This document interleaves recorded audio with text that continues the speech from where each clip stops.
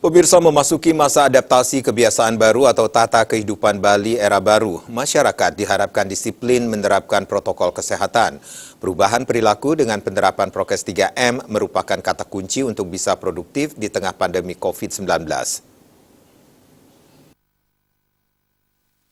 Kepala Pelaksana Harian BPBD Bali yang juga selaku Sekretaris Gugus Tugas Percepatan Penanganan COVID-19 Provinsi Bali, Imade Renten mengatakan, pemerintah melalui Satgas Penanganan COVID-19 Nasional dan pemerintah Provinsi Bali mendorong penerapan perubahan perilaku penerapan prokes melalui kampanye Tagar Ingat Pesan Ibu 3M.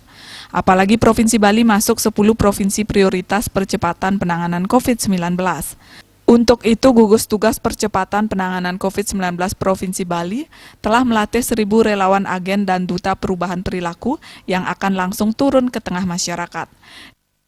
Provinsi Bali menjadi 10 provinsi prioritas untuk dilakukan percepatan penanganan COVID-19. Tanggal 5 sampai 12 November 2020, kami melatih sekurang-kurangnya 1.000 relawan yang akan menjadi agen dan duta perubahan perilaku yang tugasnya akan turun langsung ke tengah-tengah masyarakat melakukan perubahan perilaku di dalam penerapan protokol kesehatan 3M tadi, ingat pesan ibu.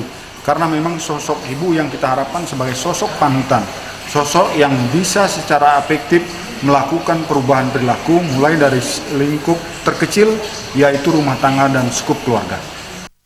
Disinggung masalah perkembangan vaksin COVID-19, Renten mengatakan vaksinasi diharapkan bisa dilaksanakan awal tahun atau paling lambat pertengahan 2021 mendatang. Karena itu untuk sementara disiplin menerapkan protokol 3M yaitu memakai masker, mencuci tangan dengan sabun dan air mengalir, serta menjaga jarak merupakan obat terbaik untuk menghindari penularan virus COVID-19. Eka Yana dan Made Risma.